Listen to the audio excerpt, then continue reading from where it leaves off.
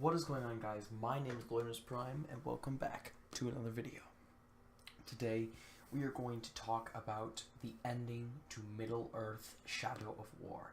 Now, I have not played the game, so I do not know how it will end or what will happen in the end, but I do have a speculation to kind of predict what will happen in the end of the game.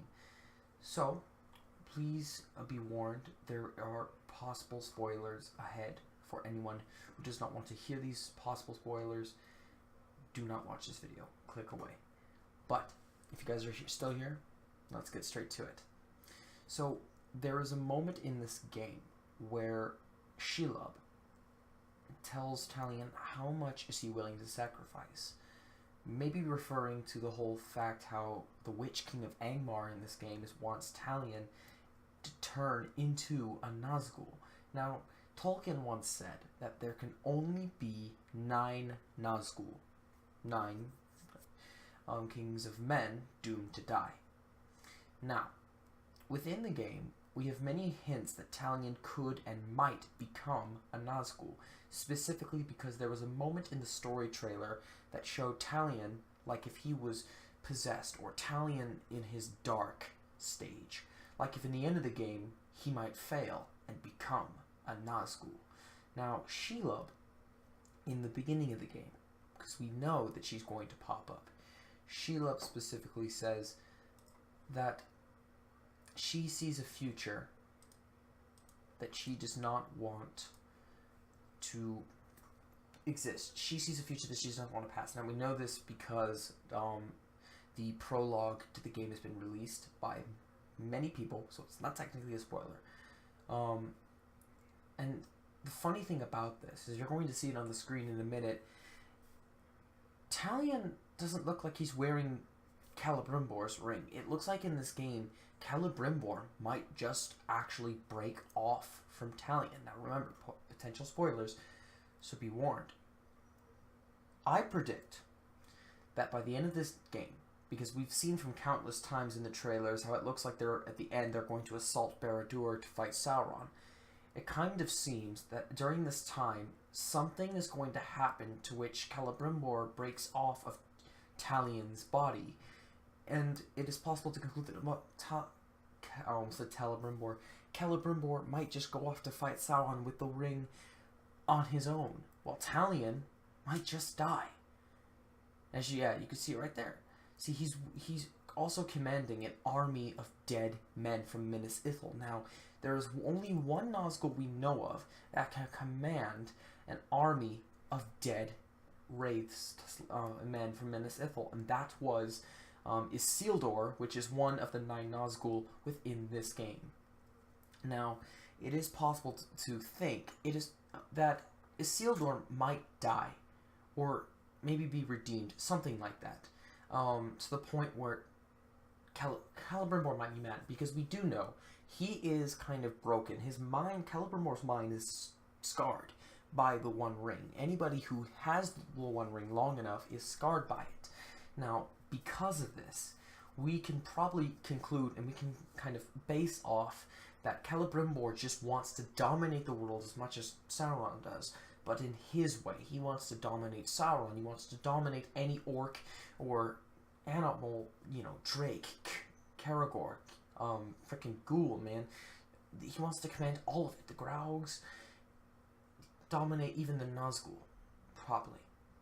So it is possible that Celebrimbor might break off Talion in a basis of wanting to defeat the Dark Lord himself, and then Talion dying or being resurrected as a Nazgul, because the only way I think any Nazgul can be defeated is if their ring falls off and someone very powerful enough can break them from Sauron's grasp, basically using the power of the new Ring of Power to redeem or dominate the mind of the Nazgul. Now, this is all speculation, so don't say in the comments that I've seen the ending or I've played it. I have not. You're going to see on Tuesday me playing the game and through probably the rest of the year trying to beat it. Well, beat it 100%. But you get my reasoning for it.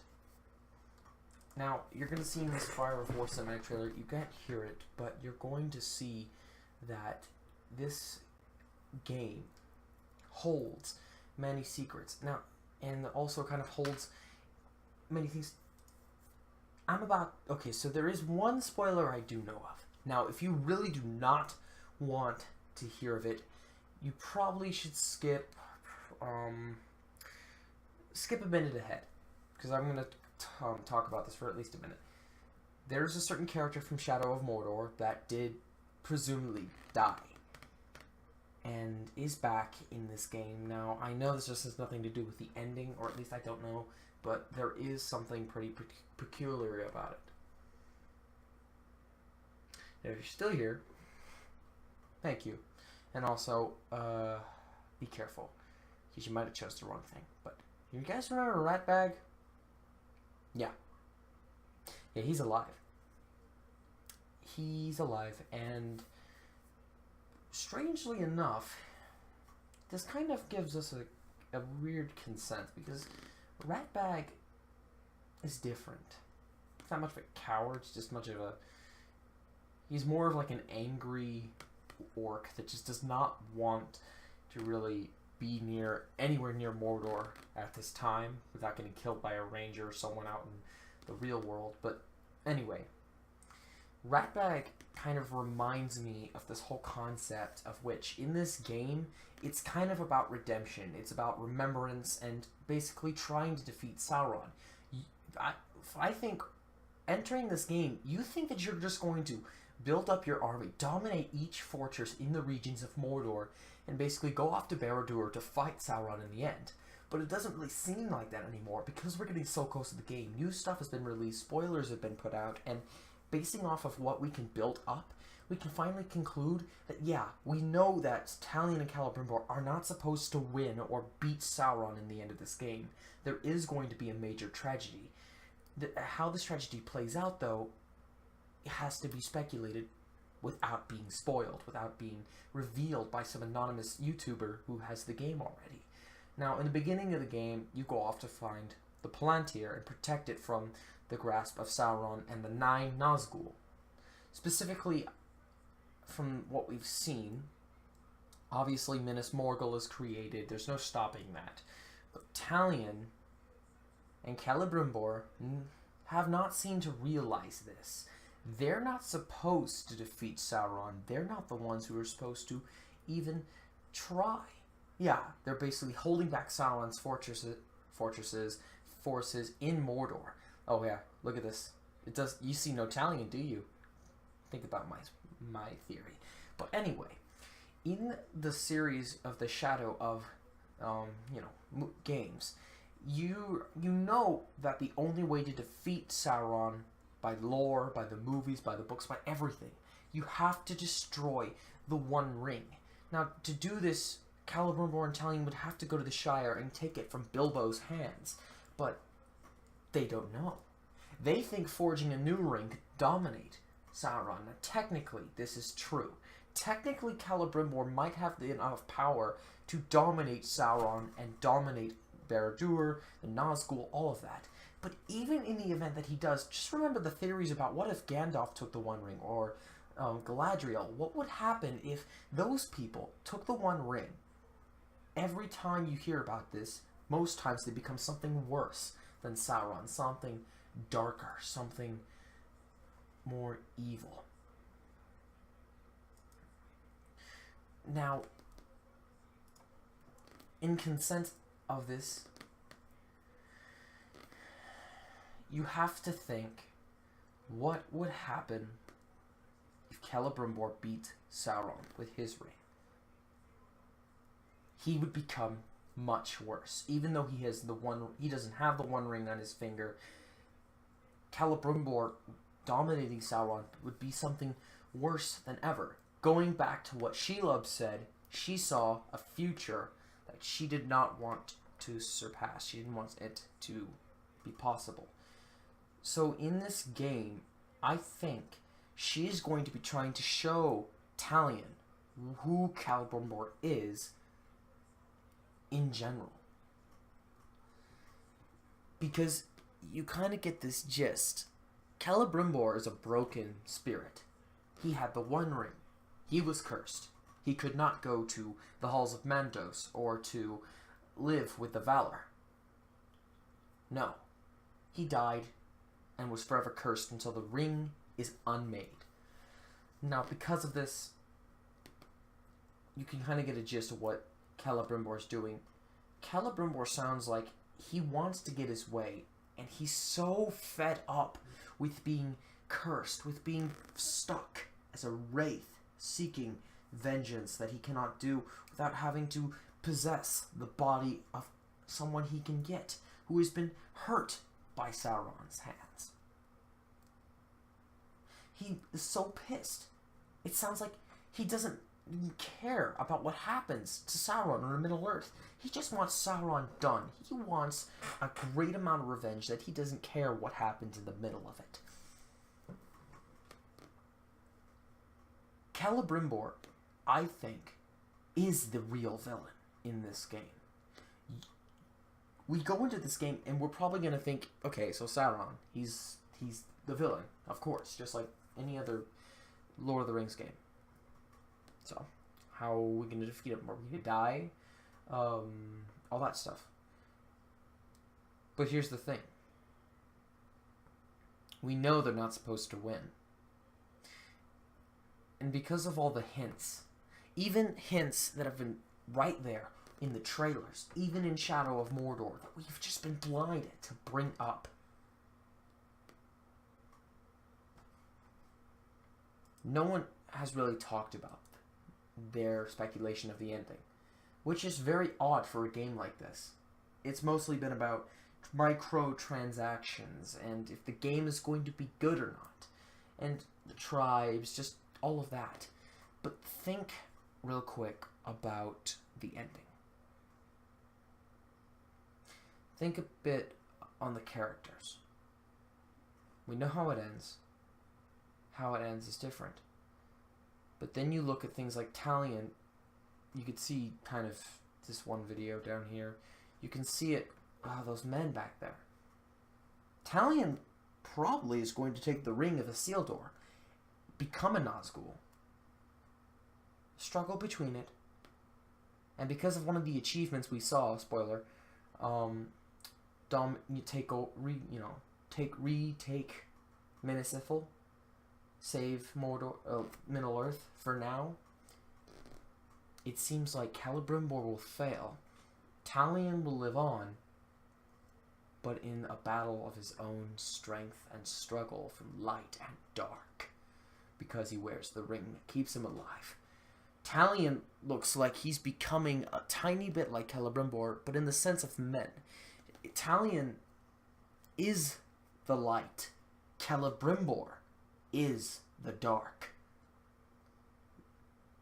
But now this corruption has made Talion battle between himself, light and dark.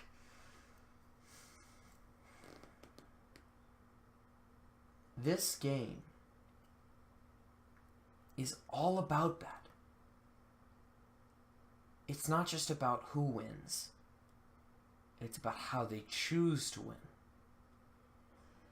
The words of Yoda, even that has nothing to do with Middle-earth, Shadow of War, it still kind of makes sense. Remember, these are all potential spoilers. It's all speculation. This is what I think from clues I've been building up and kind of putting together. This is basic detective work of video games.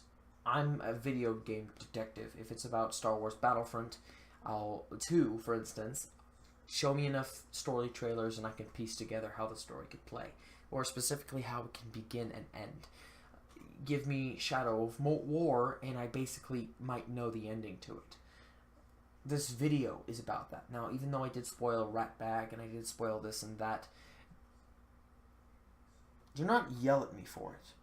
You can go 2 days ago, 3 days ago, 4 days ago, you could search up Ratbag returning into next to Middle-earth. Go to the little thing, push today, and you would see one person, at least, who put the video up, because the game came out for them, apparently. I wouldn't spoil it.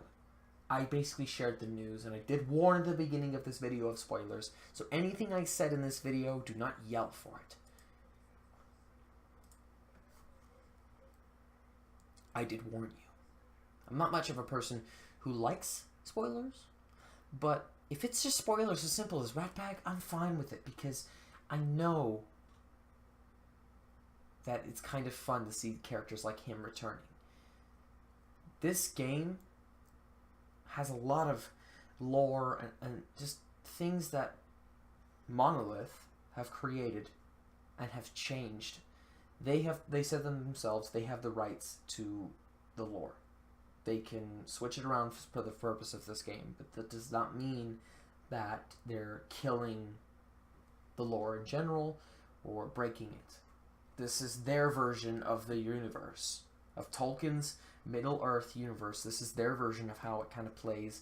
Or in this case, this is their add-on to it, and some of the things that happen in their universe are different from the actual Tolkien verse that came out in the books, or that was written by Tolkien's hand. So when people rant about this, that's just because they're pissed. They can't find something new and like it. They have to find something that's exact. And even when Shadow of Mordor came out, the developers of Monolith said that there are going to be things in that game that are not exact lore, that are not regular, that don't fit in the Tolkien verse.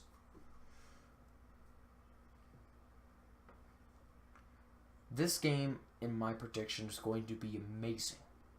And if you think about it, which one would win? Even though one's a multiplayer, one's a single. Would Shadow of War win? Or Battlefront 2? The only way to know this is really November and December to vote on this. Which one gets Game of the Year? War or Battlefront 2? You decide. Though, technically you can't right now because both games aren't out yet. We don't know exactly the specifics of both of them. We know a little bit from the reviews of Shadow of War, but we don't know what's going to happen in Battlefront 2. Now, we know Battlefront 2 is going to be amazing. Do we know Shadow of War is going to be amazing? We have a gist and enough to know. But anyway, guys, thank you guys for watching the speculation. If you are a little pissed because I did talk about people like Rat Bag and stuff, you clicked on the video and you didn't listen. But anyway, guys, peace out. And don't forget, every decision you make will be remembered. Because here, together we fight. Today, we strike. And remember, nothing will be forgotten. Peace out, guys. Hope you guys liked it.